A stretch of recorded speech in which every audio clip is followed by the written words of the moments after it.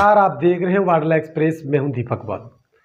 आपको बता था कि मध्य प्रदेश, राजस्थान और छत्तीसगढ़ के चुनाव में जिस प्रकार से बहुजन समाज पार्टी का जो हाल हुआ है, बहुत अभी जितनी भी समय से पार्टी बनी है तब से अभी तक का जो हाल नहीं हुआ है वो हाल हो गया है। मध्य प्रदेश में जहां पिछले चुनाव 2018 में 5% वोट था, तो वहीं आकर इस बार चुनाव में आकर 3.35% रह गया है।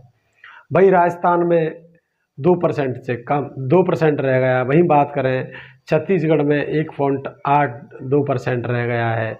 इस प्रकार से जो रिजल्ट के बाद हालत खराब हुए हैं वो बेहद चिंताजनक हैं।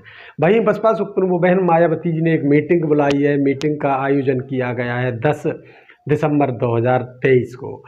ये साल की अंतिम मीटिंग है और बहुजन समाज पार्टी की सुप्रीमो बहन मायावती जी क्या बड़े एक्शन ले सकती हैं। क्या कुछ प्रभारियों को, क्या प्रदेश अध्यक्षों को हटाया जा सकता है। 4 राज्यों पर कार्रवाई निश्चित लग रही है। हालांकि अगर बसपा सुप्रीमो ने एक बात सोची कि नहीं, इनके हाथों लोकसभा चुनाव कराना है, तो फिर भी मुंह की खानी पड़ सकती है। क्या ये सोचने वाली बात है? तो बसपा सुप्रीमो बहन मायावती जी इस बार क्या करने वाली हैं? 2023 के चुनाव में क्या बदलाव लेकर आएंगी, या फिर इन्हीं पर दोबारा से चुनाव कराने जा रही हैं? अगर गाज गिरी तो किन किन पर गिर सकती है, और बच गई तो फिर कौन कौन बच सकता है? नए चेहरों में कौन कौन आने की संभावना हो सकती है? तो इस सूत्रों के हवाले से खबर है, उसके माध्यम से हम आपको बता सकते हैं कि 2023 के चुनाव में जो हार मिली है, सशक्त मिली है 4 राज्यों में। 3 राज्यों की बात करेंगे, एक राज्य तो भी नया है, तेलंगाना।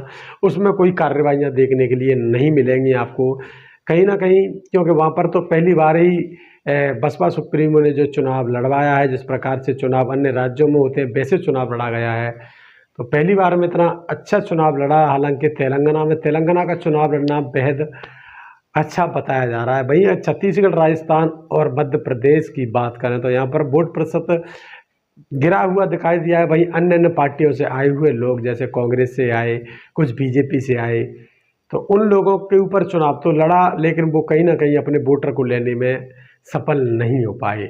उन वोटरों के चक्कर में बस बहुजन समाज पार्टी का जो कैडर वोट था वो भी ट्रांसफ़र होता हुआ नज़र आया, क्योंकि जो प्रत्याशी होता है उसकी जाति के लोग अगर वोट नहीं देते तो जो बसपा का वोटर है वो कहीं ना कहीं गुमराह होता हुआ नज़र आता है कि ये लोग वोट नहीं दे रहे तो हम करके वोट क्या करेंगे, हम और किसी को कर देते हैं। तो इस प्रकार का माहौल इस 2023 के चुनाव में बनता हुआ नज़र आया।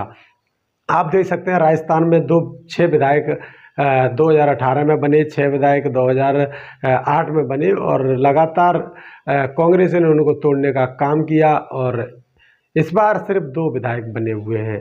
इसी प्रकार मध्य प्रदेश में कभी शून्य नहीं लगा, पहली बार मध्य प्रदेश शून्य पे आया है, और इस बार मध्य प्रदेश शून्य पे आया है, तो आप समझ सकते हैं किस प्रकार का माहौल रह सकता है। भाई छत्तीसगढ़ में भी इस बार शून्य लग गया है, क्योंकि 0 पे चली गई है बहुजन समाज पार्टी छत्तीसगढ़ के अंदर। तो क्या कुछ रहेगा बहुजन समाज पार्टी के, किन किन पर कार्रवाइयाँ हो सकती हैं, तो अपन आइडिया तो लगा ही सकते हैं। अगर कार्रवाइयाँ हुई तो सबसे पहले प्रदेश अध्यक्षों पर कार्रवाइयाँ होंगी, प्रदेश प्रभारियों पर कम कार्रवाइयाँ होंगी, क्योंकि प्रदेश प्रभारी बाहर से लगाए हुए लोग माने जाते हैं, और उनका सिर्फ प्रदेश प्रभारियों का ऊपर से देखना रहता है। प्रत्याशियों के ऊपर ज़्यादा नज़र बनाए तो नहीं सकते, लेकिन वो इतना देखते हैं क्या कुछ चल रहा है। वहीं प्रदेश अध्यक्षों के ऊपर इसलिए कार्रवाई होगी, वो नीचे तक प्रदेश को अपने को जानते हैं, प्रत्येक प्रत्याशी के बारे में जानते हैं, इसलिए प्रदेश अध्यक्षों पर कार्रवाइयाँ लग रही हैं। अगर कार्रवाइयाँ होती हैं तो सबसे पहले मध्य प्रदेश के प्रदेश अध्यक्ष पे कार्रवाई होगी, क्योंकि मध्य प्रदेश में 4 प्रभारी ऊपर से भी और लगाए गए थे। मध्य प्रदेश में जो गठबंधन था गौडबाना से, यहाँ पर कुछ ना कुछ मिलना तय था, माना जा रहा था, और ऐसे प्रत्याशी धुरंधर उतारे थे। कोई पूर्व मंत्री का बेटा, तो कोई पूर्व मंत्री, कोई पूर्व विधायक, कांग्रेस बीजेपी से आए हुए लोग, तमाम लोग यहाँ पर उतारे गए। लेकिन उन लोगों ने किसी प्रकार का ऐसा माहौल बन गया था उस समय कि लग रहा था कि 10 से 15 सीटें बहुजन समाज पार्टी मध्य प्रदेश में हासिल कर सकती है, लेकिन मध्य प्रदेश में कोई भी सीट हासिल नहीं कर पाई बहुजन समाज पार्टी, और हालात बेहद खराब की ओर चले गए। वहीं बात करें मध्य प्रदेश में सिर्फ 4 सीटों पर सेकंड नंबर पर रहे। 1 सीट रीवा में, 1 सतना में, और 2 मुरैना जिला में, जहाँ चंबल अंचल में बेहद मजबूत मानी जाती थी बसपा, वहाँ इस बार फिर से शून्य लग गया है। वहीं भिंड में 1 सीट हमेशा से निकलती आई थी, वो सीट भी नहीं निकल पाई, और मुरैना में 2 सीट 3 सीट हमेशा निकलती थी, वो भी नहीं निकल पाई। हालांकि रीवा सतना में विधायकों की जनसंख्या ज़्यादा नहीं रहती थी, लेकिन इस बार पावर में दिख रही थी बसपा का कुछ कमाल कर पाएगी, लेकिन वहाँ पर भी कोई कमाल नहीं कर पाई। तो बात करेंगे तो प्रदेश अध्यक्ष रमाकांत पिप्पल को हटाया इसलिए जा सकता है क्योंकि यहाँ पर वोट बैंक भी घट गया है और यहाँ पर जो हालात हैं वो पिछले विधायकों से कम हो गए हैं। बात कर लेंगे रमाकांत पिप्पल जी से अभी कुछ ही दिनों में कि क्या कुछ माहौल रहा है, तो आप हमारे इंटरव्यू को जरूर देखिएगा। साथ ही आपको बता दें कि प्रदेश के साथ साथ अन्य जो जोन इंचार्ज हैं उन पर भी कार्रवाई हो सकती है, कई जिलाध्यक्षों पर भी कार्रवाइयाँ हो सकती हैं। जिलाध्यक्षों की बात करें तो किन किन जिलों के अध्यक्ष हो सकते हैं, एक मुरैना का हो सकता है, भिंड का भी हो सकते हैं और भिंड के साथ साथ रीवा और सतना के भी जिलाध्यक्ष हो सकते हैं। साथ ही साथ छतरपुर और अन्य 1 आध 2 जिलाध्यक्ष जैसे ग्वालियर हैं उनके भी हो सकते हैं।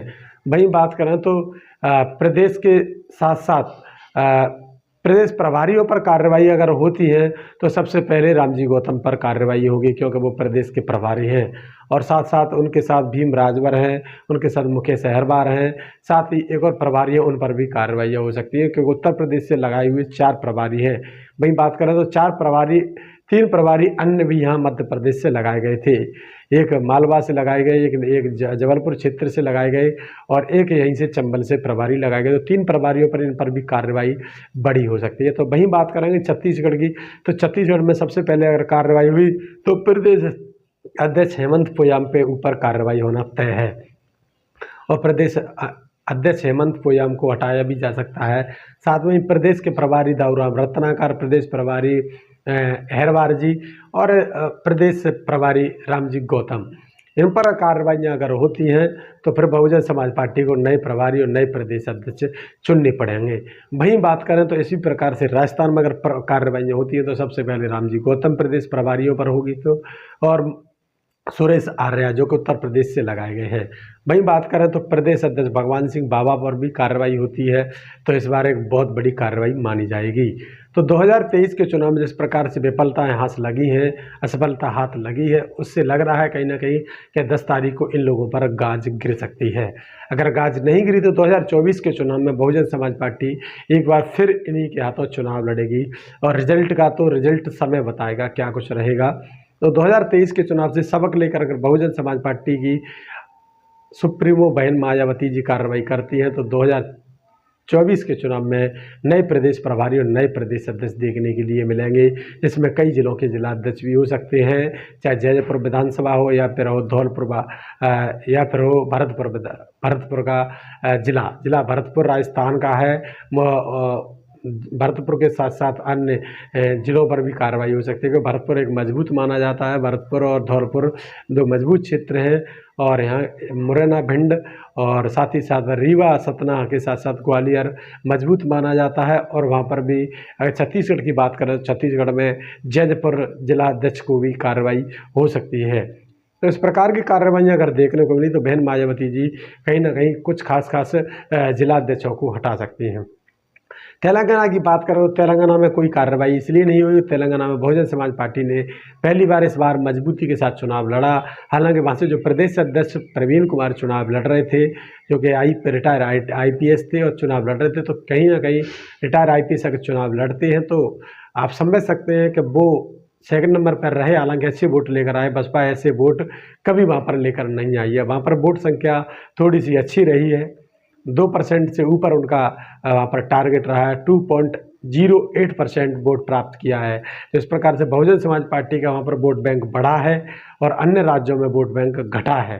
तो इस प्रकार से बहुजन समाज पार्टी की राष्ट्रीय अध्यक्ष बहन मायावती जी अगर कार्रवाइयाँ करती हैं तो सबसे पहले कार्रवाई राजस्थान, मध्य प्रदेश और छत्तीसगढ़ पर की जाएगी। तो कल बहुजन समाज पार्टी की राष्ट्रीय अध्यक्ष बहन मायावती जी एक मीटिंग कर रही हैं और ये लखनऊ में मुख्य कार्यालय पर मीटिंग होने जा रही है, जिसमें पूरे देश के लोग बुलाए गए हैं। केंद्रीय मीटिंग है, इसमें लोकसभा पर भी चर्चा हो सकती है। हालांकि बताया जा रहा है कि लोकसभा पर ही बड़ी चर्चा होने जा रही है, इसीलिए बसपा सुप्रीमो बहन मायावती जी ने पूरे देश से लोग बुलाए हैं। तो वीडियो को अगर ज़्यादा से ज़्यादा शेयर करें, चैनल को सब्सक्राइब करें, पेज को करें फॉलो, और ज़्यादा से ज़्यादा लोग इस वीडियो को शेयर करके और चैनल को सब्सक्राइब करिए। तो देखते रहिए वार्डल एक्सप्रेस। मैं हूँ दीपक बौद्ध, आप सभी का बहुत बहुत धन्यवाद।